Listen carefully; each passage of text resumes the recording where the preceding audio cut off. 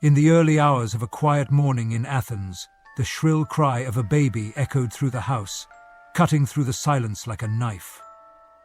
Barbis Lomos Kopolos, once a man whose charm captivated everyone around him, was bound and blindfolded, struggling to breathe. His heart raced as he fought the rope tightening around his neck, but his mind wasn't on his own fate. It was on Caroline, his wife. The sound of her screams, muffled but unmistakable, clawed at his consciousness. The intruders were demanding money, but they didn't stop there. The fear in Caroline's voice, as her cries were silenced by the heavy weight of the world on her shoulders, was all too familiar. Barbis couldn't help but wonder. What had gone wrong? How had their life turned from a dream into this? The terror of the moment froze him. It wasn't just their life at stake, it was their daughter's future too. His eyes stung behind the blindfold, but it wasn't just from the duct tape digging into his skin. It was from the suffocating weight of regret and fear. The clock ticked on, and the questions burned in his mind. Who were these men? Why was this happening? Why was this happening? But just as quickly as the sounds of violence had filled the room, there was silence. The cries stopped. The only thing Barbis could hear was the desperate whimper of his infant daughter. That was the moment Barbis realized the true nightmare wasn't the masked men or the robbery. It was the unraveling truth that the life he had built, the perfect marriage, had been nothing more than an elaborate illusion, and no one would see it coming. The sun hadn't even risen when the first sign of something amiss began to surface. The loud knock of boots on the pavement echoed in the quiet street, and then, just as quickly, silence swallowed the sound. It was a moment of peace before chaos would strike. For Barbis Lomoskopoulos and his young wife Caroline Crouch, the world outside seemed calm. But inside, their lives were already in the midst of unraveling. The love story that had once felt like a fairy tale, an older, dashing pilot wooing a 15-year-old girl with extravagant gestures, like flying a helicopter over her school, had built something beautiful, something enviable. They were young, in love, and full of promise. They had eloped, married in secret, and started a family with a daughter that seemed to complete them. But the cracks in their seemingly perfect life ran deep. No one could see them at first. No one except Caroline. Despite the smiles they shared on social media, behind closed doors, her journal told a different story. She had written about the growing tension in her marriage, the whispers of doubt that she couldn't ignore. At the time of her death, Caroline had planned to leave Barbis, to take her daughter and start anew, but she couldn't. Later, British payment. British painters, nameless living fragments of an apparel, are emphasized in a fully comprehensive and unfortunate. The house they lived in, a modest but cozy two-store home on the outskirts of Athens, was supposed to be their safe haven. But on that fateful morning, it would become the scene of unimaginable horror. Barbis and Caroline had been careful with their money, their plans for a future. They had stashed cash in unusual places, trusting the safety of their home over the volatile Greek economy. It was a decision that would haunt them. The three masked men who burst into their bedroom that morning weren't there for the love or promises that once filled it. They were there for what Caroline and Barbis had: cash, jewelry, anything of value they could steal.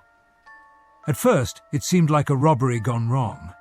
The men had bound Barbis, blindfolding him as they moved through the house, rifling through drawers, tearing the place apart in search of valuables. But this was no ordinary robbery. As the minutes dragged on, it became clear that the intruders wanted more than money.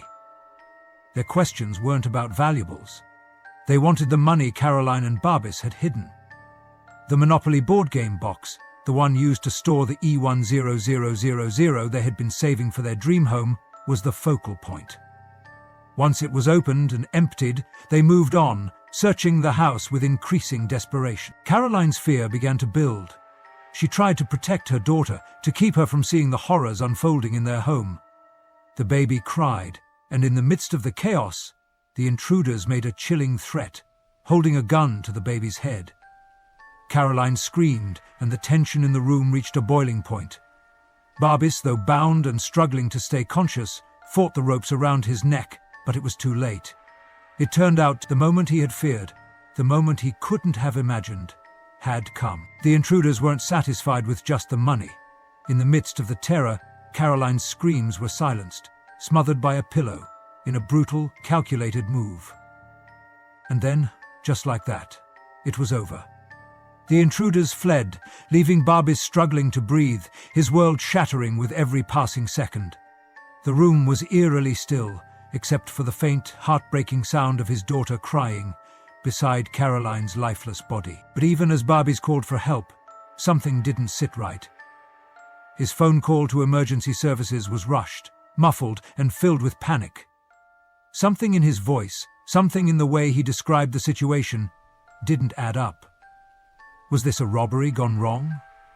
Or was there more to this story than met the eye? As the authorities arrived, they began piecing together the scene. The house was ransacked, but something wasn't right. There were no signs of forced entry, no DNA or fingerprints left behind. A small detail caught their eye, the hood of one of the intruders, left behind in the chaos. It was a small clue, but enough to start raising questions. Australian custom. Barbis, disoriented and in shock, gave a description that would lead to a sketch.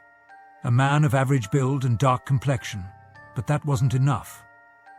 The more the police uncovered, the more they questioned whether Barbis was telling the full truth. Something was off. The timeline didn't match. The details didn't add up. And as they began to look deeper into Barbis' past, the cracks in his story grew wider. The investigation had only just begun, but the dark undercurrents of this tragedy were starting to surface. And the deeper they went, the more they began to suspect that this wasn't just a random robbery. It was something far more calculated, far more personal. The deeper the investigation went, the more the evidence seemed to contradict Barbis's version of events. The police had arrived at the scene with one theory: a robbery gone horribly wrong. But, as they sifted through the details, something about Barbis's account didn't fit. The house had been trashed. Drawers ripped open, belongings scattered, but there were no signs of forced entry. The rear door, the one the intruders were supposedly trying to break into, was still intact. The basement window where they allegedly entered was too small for a person of the intruders' described size to fit through. It didn't make sense. And then there was the matter of the security cameras. Barbis had claimed the intruders had ripped the camera off the wall and taken the memory card. But the evidence told a different story. The camera's data showed that the memory card had been removed hours before the supposed break-in. The footage contradicted everything he had said. As the investigation progressed, the police discovered even more unsettling details. Barbis had told them that he was tied up and helpless, unable to defend himself or call for help. Yet his phone data told a different story. He had been moving around the house, far more active than he had let on. His fitness app showed he was walking around the house during the critical time when he should have been immobilized, which didn't add up. The most damning evidence came from Caroline's smartwatch, which had recorded her pulse in real time. At 3:58 a.m., it showed her pulse was calm, indicating she was asleep. But by 4:05 a.m., it spiked dramatically, an indication of physical and mental stress. The pulse readings at 4:11 a.m. showed that her heart had stopped. This was before the time Barbis had claimed the attack occurred. Inconsistencies continued to stack up. Caroline had sent a text message to a friend hours before the murder, saying she was thinking of leaving Barbis. She had even attempted to book a hotel room for herself and their daughter, but there had been no time to escape before the tragedy struck. The emotional weight of her final actions, the desire to leave, the plans to start over, hung heavy in the air. And then there was the story Barbis had told about the fight. He had claimed that he and Caroline argued the night before over their daughter. He insisted that Caroline had thrown the baby into her crib and told him to leave. He said this enraged him, and he lost control. But as the police uncovered more, it seemed less and less likely that this argument, however heated, was the true cause of what had happened. To think Kamale and her 2 prostitutes had fallen into the arms of the police was the true cause of what had happened. The mounting pressure on Babis was palpable. His story was crumbling, and the more the police uncovered, the more his lies were exposed. At the same time, the investigators focused on another lead, Caroline's diary. The entries painted a different picture of her life. Beneath the facade of a happy marriage, Caroline had been trapped in a controlling, suffocating relationship.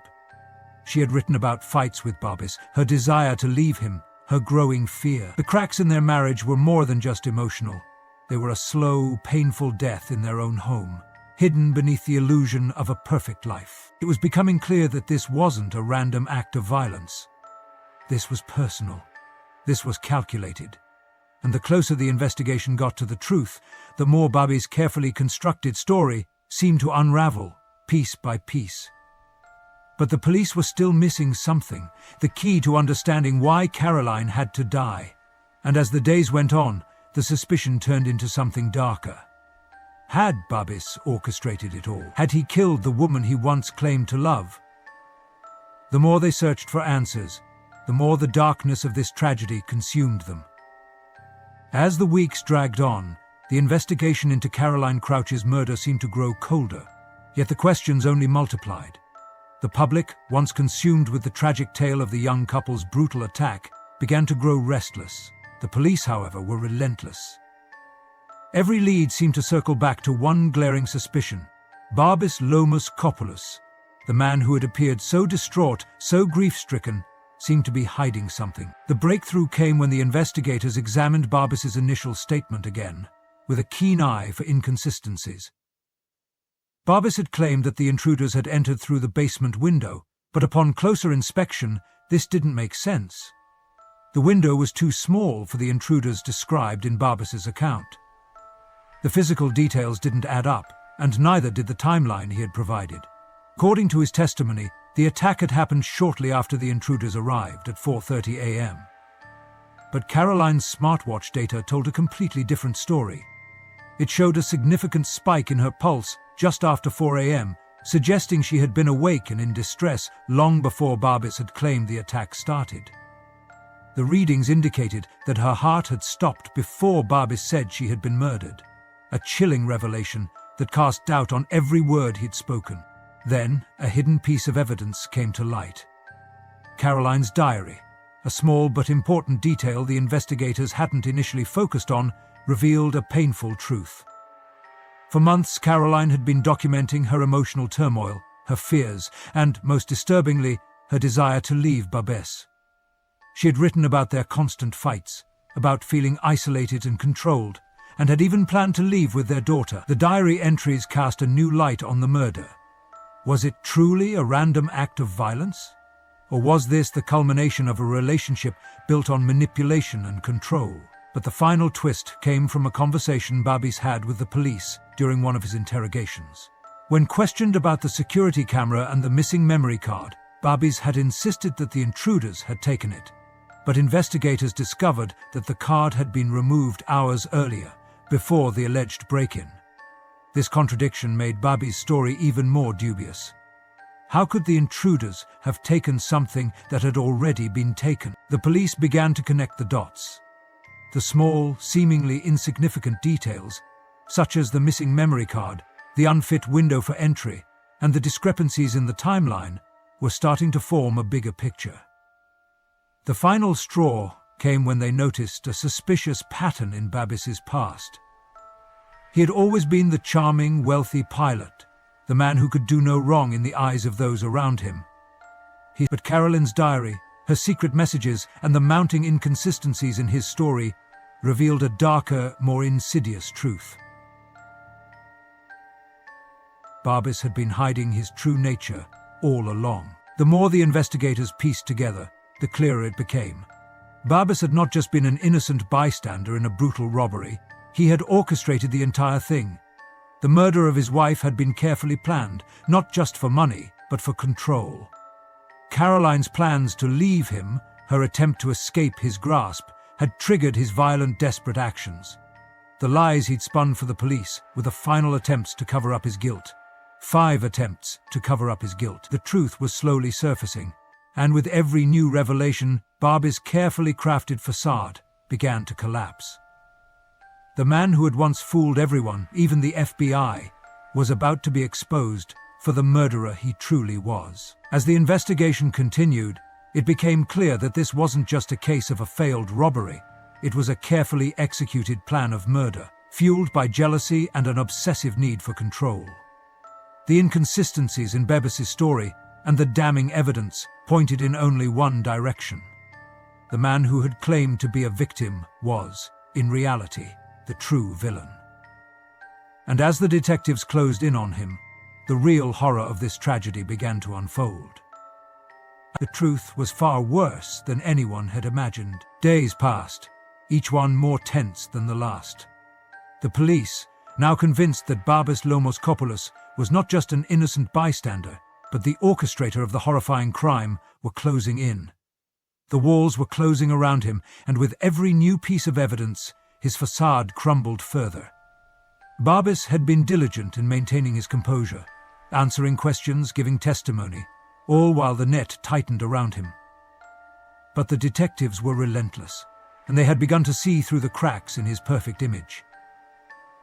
It was when they re-examined the details of his story, with the focus now on Caroline's final moments, that a shocking realization hit. The timeline, so carefully constructed in Babie's narrative, was utterly flawed. Caroline's smartwatch, which had tracked her pulse in the final hours of her life, told an unmistakable story.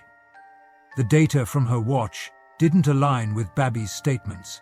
According to the readings, Caroline's pulse had spiked before the supposed attack began, before the intruders were supposed to have entered the house. So it was a minute detail, but it was a game-changer. The times simply didn't match up. The attackers, as Babis had claimed, couldn't have killed Caroline when he said they did. She had already been in distress, already under attack, at least 10 minutes before Babis had said it all started.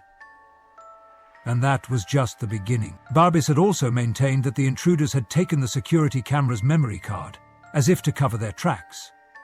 But the truth was, the card had been removed hours before the break-in. A small but significant detail: the card had been taken at 1:20 a.m., hours before the supposed home invasion. How could the intruders have removed the card if it had already been gone? It was as if the walls of his carefully constructed story were collapsing, one crack at a time. The lies began to bleed into each other, exposing the truth. What seemed like a chaotic home invasion now looked like a meticulously planned, cold-blooded act of murder. What made it even more chilling was that the more the police uncovered, the more it became clear. But Babis wasn't just hiding the truth. He had been controlling it all along. His phone data showed movement throughout the house during the time he claimed to be restrained. He had even managed to make a phone call to emergency services, his muffled cries barely audible, but the phone data told another story. He wasn't bound, as he said. He was moving freely, with the ability to make that call. The disturbing truth began to seep through. The final piece of the puzzle came when the police linked Babis to the crime scene. The first few weeks had been full of leads pointing in different directions. But as the detectives pieced together Babis' behavior, the inconsistencies in his story, and the detailed timeline, the horrifying truth became undeniable. Babis had planned the entire thing. He had staged the robbery, killed his wife, and left her body in a position that would convince anyone it was a random act of violence. He had even used his daughter to make the crime appear more tragic, placing the infant beside Caroline's lifeless body to push the image of innocence and grief. But all of it, every detail, had been an illusion. The truth was finally clear. The man who had once been the charming pilot, the one who had fooled everyone into believing he was a victim of a terrible crime, was the very person responsible for the murder of his wife.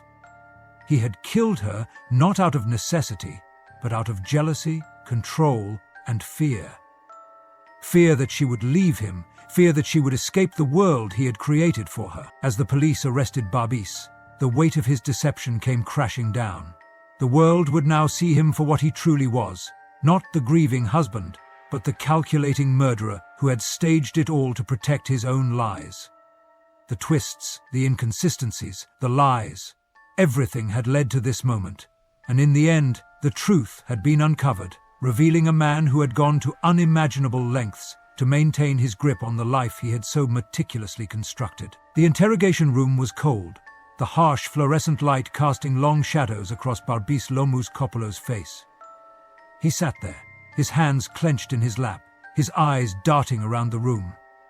His usual composure was gone.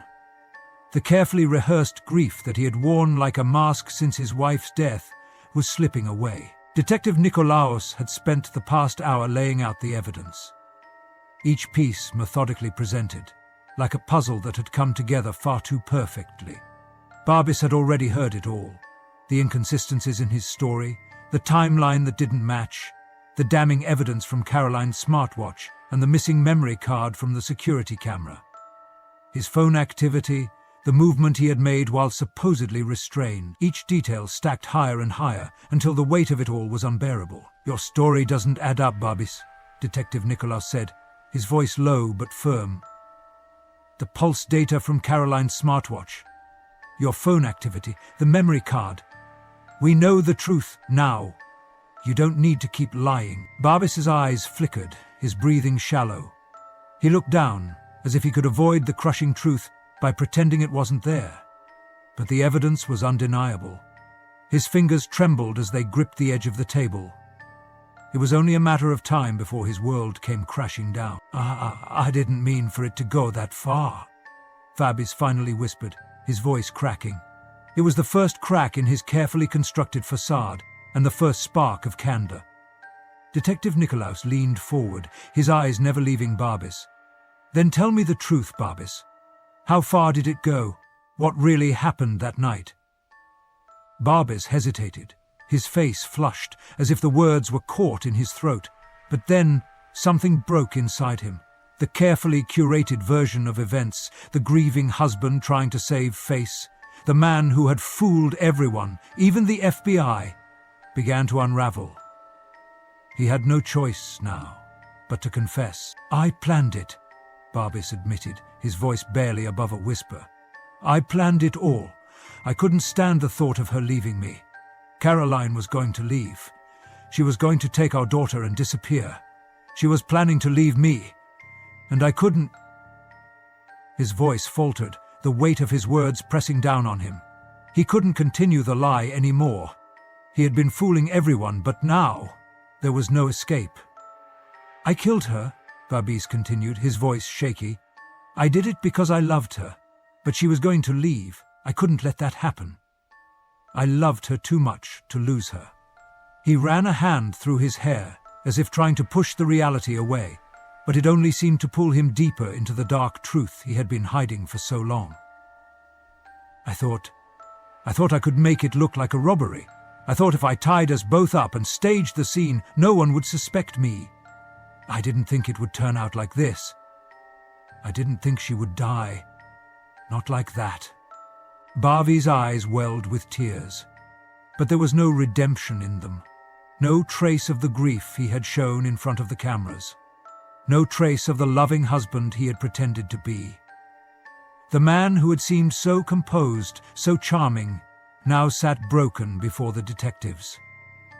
"I smothered her," he whispered, his voice hoarse. "I did it because I couldn't bear the thought of her leaving. It wasn't supposed to happen this way. I didn't want her to die. But she was leaving me. And I couldn't live with that." He paused, looking down at his hands, his chest heaving with the weight of his confession. "I tied myself up. I staged it all to make it look like a robbery. I wanted to make sure that no one would ever suspect me. I thought I could get away with it. I thought I could fool everyone. But I couldn't fool you." For a long moment the room was silent. The truth hung in the air, heavy and suffocating. There was no denying it now.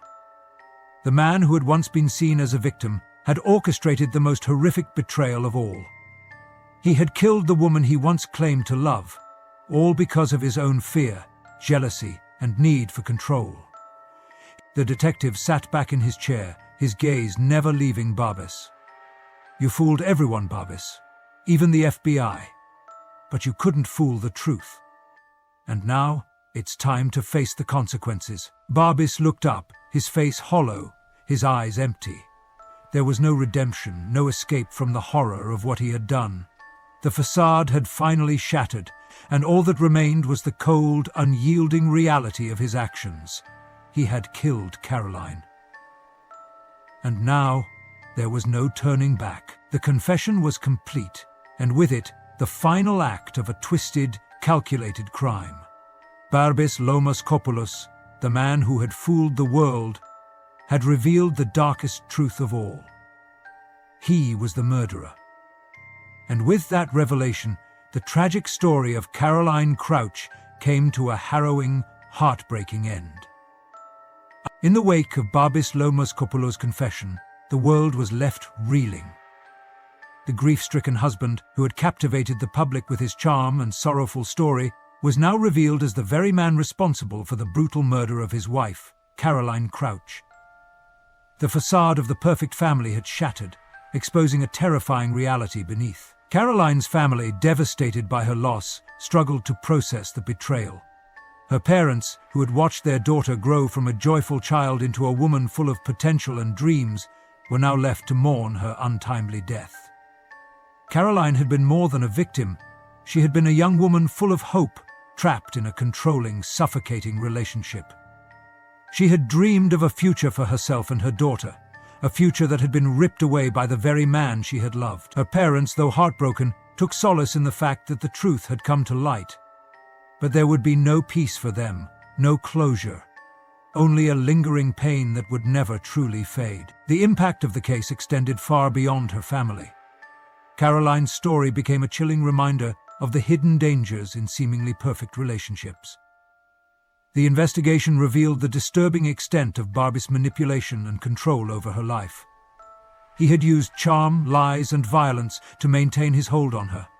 But in the end, his obsession led to tragedy. The media, once swept up in his tearful appearances and heartfelt pleas, now turned their attention to the ugly reality of domestic abuse, control, and murder. For the public, the case was a bitter reminder that appearances could be deceiving.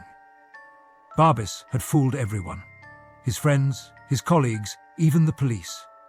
His calculated lies had been so convincing that it took weeks for the truth to surface. But when it did, it was undeniable. And the realization of his deception left a mark on everyone who had once believed in his innocence. For Barbas, there would be no redemption. The cold, hard truth had been exposed. He had taken his wife's life because he feared losing control of her, and now he would face the consequences of his actions. As the court proceedings began, Barbas's once spotless reputation was tarnished beyond repair. He was no longer the grieving husband, the man who had been viewed as a tragic figure, but a murderer whose calculated crime had shattered the lives of everyone who loved Caroline. As for Caroline's daughter, she was left with the haunting reality of growing up without her mother. The child, too young to fully understand the depths of the tragedy, would grow up with a void that would never be filled. She would never know the mother who had loved her, the woman whose dreams for their future had been stolen in an instant. But there was hope that, despite the horrors of her early life, the child would one day find peace and healing. Caroline's funeral was a solemn affair, held on the island of Alenos, where her parents had first met and fallen in love. It was a place that had once been filled with memories of joy and new beginnings, but now it would forever hold the weight of grief.